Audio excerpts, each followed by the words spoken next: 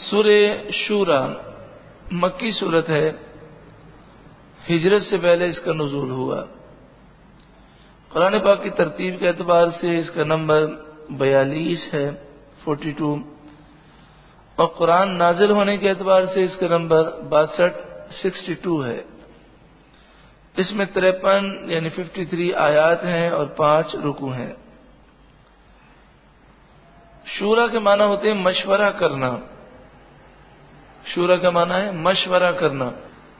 اس سورہ مبارکہ میں ہمیں یہ تعلیم دی گئی کہ ہم اپنے کاموں کے اندر مشورہ یہ کریں، اور یہ نبی اکرم صلی اللہ علیہ وسلم کی سنت مبارکہ ہے۔ جس طرح حضور صلی اللہ علیہ وآلہ وسلم کو خوشبو کی حاجت نہیں تھی کہ آپ کا جسم مبارک اور جسم مبارک سے نکلنے والا مبارک نورانی پسینہ مبارک اور آپ کے مبارک دہن مبارک سے نکلنے والا نورانی لعاب دہن مبارک سب خوشبو سے معطر ہے، بلکہ حدیث صحیح میں ہے کہ صحابہ کرام کو اگر ڈھونڈنا ہوتا تو وہ گلیوں میں اسی خوشبو کو سونگتے سونگتے حضور تک پہنچ جاتے، لیکن اس کے باوجود نبی اکرم صلی اللہ علیہ وسلم نے کثرت سے مسواک بھی فرمائی، کثرت سے خوشبو کا استعمال بھی کیا، تو انہیں تو حاجت نہ تھی، ہماری تعلیم کے لیے۔ تو اسی طرح آپ صلی اللہ علیہ وآلہ وسلم کو مشوروں کی حاجت نہیں، مگر ہماری تعلیم کے لیے آپ نے صحابہ کرام سے مشورہ لیا، اور پھر انہیں یہ سعادت آپ نے بخشی کہ ان کے مشورے پر حضور نے عمل بھی کیا، اور ان کے لیے صحابہ کرام کے لیے بہت بڑی سعادت ہے۔ تو ہمیں یہ تعلیم ہے کہ ہم اپنے معاملات میں مشورہ ضرور کریں، مگر یہ بات یاد رکھیں کہ مشورہ اس سے لیا جائے جو اس کا اہل ہو۔ مثلا اگر بیماری کا مسئلہ ہے تو مشورہ چھولے بیچنے والے سے یا موچی سے نہیں لیا جاتا، بلکہ انجینئر سے مشورہ نہیں لیا جاتا، مشورہ ڈاکٹروں سے طبیبوں سے لیا جاتا ہے۔ بلڈنگ کا مسئلہ ہے تو مشورہ لیا جاتا ہے اس شخص سے کہ جو بلڈنگ کا ماہر ہو اور بلڈنگ کے بارے میں کوئی ہمیں رائے دے سکے۔ تو مشورے کے معنی یہ ہے کہ جو اس کا اہل ہو اس سے مشورہ کیا جائے، اور پھر جو اچھا مشورہ ہو اس پر عمل کیا جائے۔ نا اہل سے مشورہ کرنا یہ منع ہے۔ بعض معاملات ایسے ہیں کہ جس میں عورتوں سے مشورہ کرنا منع ہے، اور بعض معاملات یہ ہیں کہ گھر کی عورتوں سے مشورہ کرنا چاہیے، جیسے بچوں کی تربیت کے معاملات ہیں، گھر کے معاملات ہیں، اس میں مشورہ کرنا چاہیے۔ لیکن بعض ایسے معاملات ہیں کہ جس میں خواتین سے مشورہ جو کرنا مناسب نہیں ہوتا۔ اس کی مثال یہ ہے کہ مثال کے طور پر ایک عورت ہے، اس عورت کے دل کے اندر وہ سخاوت اور غریبوں کی وہ ہمدردی نہیں جو مرد کے دل میں ہے۔ اب وہ کسی غریب رشتہ دار کی مدد کرنا چاہتا ہے، تو اگر وہ اس وقت اپنی زوجہ سے مشورہ کرتا ہے تو ہو سکتا ہے کہ وہ شاید منع کرے، اور اگر منع نہ بھی کرے تو پھر ہو سکتا ہے کہ وہ اپنے دل میں محسوس کرے کہ اتنی رقم اس غریب کو دے دی، اگر ہمیں دے دیتے تو بہت اچھا ہو جاتا۔ تو اس لیے اس صورت میں مشورہ کرنے کا کوئی فائدہ حاصل اس میں نہیں ہوتا، اور اس کے نقصانات ہوتے ہیں۔ حضرت ابراہیم علیہ السلام نے حضرت اسماعیل سے مشورہ طلب کیا۔ اب بات یہ ہے کہ حضرت ابراہیم کو تو کرنا وہی تھا جو رب کا حکم ہے، لیکن مشورہ اس لیے طلب کیا کہ وہ بھی اس میں نیکی میں شامل ہو جائیں۔ تو اگر کوئی گھر کے افراد ایسے نیک اور پرہیزگار ہوں کہ ان سے مشورہ کریں گے اور ہمارا یہ غالب گمان یہ ہو کہ وہ نیکی ہی کا مشورہ دیں گے، تو فائدہ یہ ہوگا کہ ان سے مشورہ کریں گے تو ان کا مشورہ بھی شامل ہوگا اور انہیں بھی نیکی کرنے کا ثواب ملے گا۔ ایک ہمارے دوست ہیں اور بہت اچھے دوست ہیں ماشاءاللہ، انہوں نے اپنا ایک واقعہ سنایا، واقعہ بڑا پیارا ہے، اور یادگار رمضان میں ہم یہ واقعہ سن بھی چکے ہیں۔ وہ کہتے ہیں کہ میں اپنے آفس سے نکلا اور میں نے اپنی گاڑی میں ایک سی ڈی ہے جو الحمدللہ باہر شریعت سے ملتی ہے، جس کا عنوان ہے میٹھا زہر، جس میں دنیا کی مذمت کا ذکر ہے۔ آپ اسے ضرور سنیں کہ یہ سننے سے دل سے دنیا کی محبت نکل جاتی ہے۔ تو وہ کہتے ہیں کہ میں اپنے آفس سے لے کر اپنے گھر تک تقریباً آدھا پونے گھنٹے کا یہ سفر تھا، تو میں اپنی گاڑی کے اندر یہ سی ڈی سنتا ہوا آ رہا تھا، میٹھا زہر، جس میں دنیا کی مذمتیں تھیں۔ تو میں گھر تک پہنچا تو میں نے سوچا کہ کوئی ایسا کام کرنا چاہیے، ورنہ یہ تو سب کچھ میں چھوڑ کر یہیں دنیا سے چلا جاؤں گا۔ تو انہوں نے کہا کہ میرے 2 فلیٹ تھے، ایک فلیٹ میں تو میں رہتا تھا اور دوسرا فلیٹ میں نے نیا خریدا تھا اور اسے بڑے شوق سے میں نے بنوایا تھا اور اس پر لاکھوں روپے میں نے خرچہ کیا تھا۔ ہر چیز میں نے اپنے ذوق کے مطابق بنائی تھی اور اس میں ہمیں شفٹ ہونا تھا۔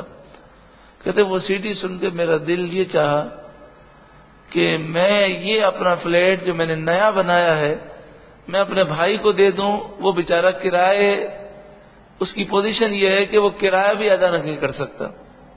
تو وہ کہتے ہیں کہ میں نے سوچا کہ میں اپنی بیوی سے مشورہ کروں گا۔ کیوں؟ اس لیے کہ ان کی زوجہ بڑی نیک صالح اور اللہ کی نیک بندی ہے۔ تو وہ کہتے ہیں کہ بس میرے دل میں ہلکا سا خیال آیا تھا، کوئی اتنا پختہ ارادہ نہیں تھا، لیکن جب میں نے جا کر اپنی زوجہ سے کہا، سبحان اللہ، ایسے ہی لوگوں کے صدقے میں دنیا چل رہی ہے۔ کہتے ہیں میری زوجہ مجھے کہنے لگی کہ اتنا اچھا خیال آپ کے دل میں آیا ہے، فوراً فیصلہ کر دیں ورنہ شیطان آپ کو بہکا دے گا۔ تو کہتے ہیں رات کو ہی ہم نے سب کو فون کیا، جتنے بھائی بہن تھے سب جمع ہو گئے اور سب کے سامنے میں نے یہ فیصلہ سنایا کہ دیکھو یہ میرا فلیٹ، یہ میرا ذاتی ہے، یہ والدین کی جائیداد میں سے نہیں ہے، تو تم کل کو پھر کوئی بات نہ کرنا، یہ ذاتی فلیٹ ہے اور میں اپنی خوشی سے اپنے بھائی کو جو غریب ہے اسے تحفتاً پیش کر رہا ہوں اور یہ زکوٰۃ کا بھی نہیں ہے۔ تو وہ کہتے ہیں کہ سارے جو میرے بھائی بہن تھے وہ پہلے تو خوش ہوئے اس فیصلے سے اور پھر کہنے لگے کہ آپ ایسا کریں جس فلیٹ میں آپ رہتے ہیں وہ فلیٹ دے دیں اور جس فلیٹ کو آپ نے اپنے ذوق سے بنایا اس میں آپ منتقل ہو جائیں، کیونکہ آپ کے بھائی کو تو رہنے کے لیے مکان چاہیے، وہ کوئی بھی ہوگا۔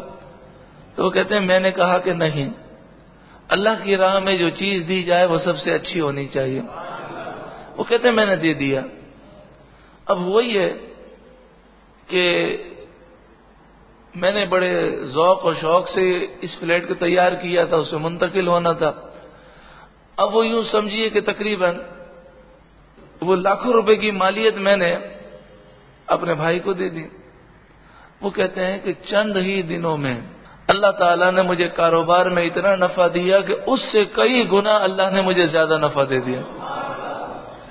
تو بات یہ ہے کہ مشورہ اگر ایسے لوگوں سے طلب کیا جائے کہ جو نیکی میں رکاوٹ نہیں بنیں گے بلکہ معاون بنیں گے تو پھر تو حرج نہیں ہے، ورنہ فرعون نے بھی تو مشورہ طلب کیا تھا حامان سے اور کہا تھا کہ موسیٰ علیہ السلام سچے نبی ہیں، میرا دل چاہتا ہے میں ایمان لے آؤں۔ تو حامان نے اس کو گمراہ کیا اور کہنے لگا قوم کو تم کیا جواب دو گے؟ قوم کہے گی 300 برس تک بیوقوف بناتا رہا، اپنے آپ کو خدا کہتا رہا، جھوٹا دعویٰ کیا، اور پھر یہ بنی اسرائیل غلام ہیں، یہ تیرے آقا بن جائیں گے۔ تو حامان کی باتیں سن کر یہ اپنے ارادے سے باز آ گیا، ورنہ اس کا ایمان لانے کا پورا ارادہ تھا۔ تو ایسے جاہل لوگوں سے اور دین سے روکنے والوں سے مشورہ کرنا تباہی کا باعث ہوتا ہے۔ سورۃ الشورى مکی سورت ہے اور شورا کے معنی کیا ہے؟ مشورہ طلب کرنا، مشورہ کرنا۔ بسم اللہ الرحمن الرحیم، اللہ کے نام سے شروع جو بہت ہی زیادہ مہربان نہایت رحم کرنے والا۔ حامیم عین سین قاف حروف مقطعات ہیں، اللہ ان کے معنی خوب جانتا ہے اور اللہ کی عطا سے اس کے محبوب جانتے ہیں۔ کذالک یوحی الیک، اسی طرح اللہ تعالیٰ تمہاری طرف وحی فرماتا ہے۔ وَإِلَى الَّذِينَ مِن قَبْلِكَ، اور آپ سے پہلے انبیاء کی طرف اسی طرح اللہ نے وحی فرمائی۔ اللہ العزیز الحکیم، وہ وحی فرماتا ہے جو اللہ ہے، عزیز ہے، حکیم ہے۔ لہو ما فی السماوات و ما فی الارض، اسی کے لیے ہے جو کچھ آسمانوں میں ہے اور جو کچھ زمین میں ہے۔ وَهُوَ الْعَلِيُّ الْعَظِيمُ، اور وہی بلندی اور عظمت والا ہے۔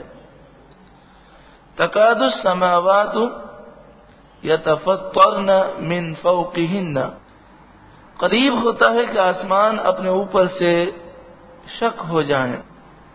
والملائکۃ یسبحون بحمد ربہم، اور فرشتے اپنے رب کی تعریف کے ساتھ اس کی پاکی بولتے ہیں۔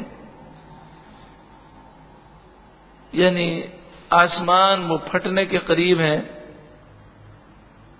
لیکن اللہ کے نیک بندوں کی تسبیحات کی برکت سے وہ رکا ہوا ہے، اور جب قیامت آئے گی تو پوری دنیا میں اللہ کا نام لینے والا کوئی باقی نہ بچے گا۔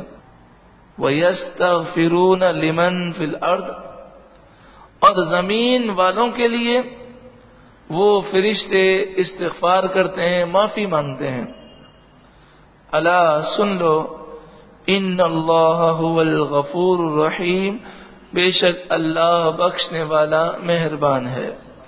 والذین اتخذوا من دونہ اولیاء اللہ، جنہوں نے اللہ کے مقابلے میں اپنے والی بنا لیے، اپنے دوست، اپنے مددگار، یعنی دنیا کے لوگوں کو انہوں نے یہ سمجھا کہ یہ ہماری مدد کریں گے۔ دنیا کے سیٹ کی خاطر، نواب کی خاطر، چودھری کی خاطر، اپنے لیڈر کی خاطر انہوں نے رب کو ناراض کیا۔ اسی طرح مشرکین نے بتوں کو اپنا خدا سمجھا۔ اللہ حفیظ علیہم، اللہ ان پر نگہبان ہے۔ وما انت علیہم بوکیل، اور آپ ان کے ذمہ دار نہیں ہیں۔ یہ ایمان نہیں لاتے تو اپنا نقصان کرتے ہیں۔ وَكَذَلِكَ أَوْحَيْنَا إِلَيْكَ قُرْآنًا عَرَبِيًّا، اور اسی طرح ہم نے آپ کی طرف عربی قرآن نازل کیا۔ لِتُنذِرَ أُمَّ الْقُرَى وَمَنْ حَوْلَهَا، ام القرى، یہاں پر لفظ ام القرى ہے، تو یہ لفظ ام القرى، ام القرى، ام القرى مختلف جگہوں پر مختلف انداز میں استعمال ہوتا ہے۔ تو ام القرى کے معنی ہے شہروں کی ماں، تمام شہروں کی اصل، اور وہ ہے مکہ مکرمہ۔ تو ام القرى یہ مکہ مکرمہ کا لقب ہے۔ اگر آپ دیکھیں تو آج بھی پوری دنیا کے نقشے کے سینٹر کے اندر مکہ مکرمہ جو ہے موجود ہے، تو تمام شہروں کی یہ اصل ہے۔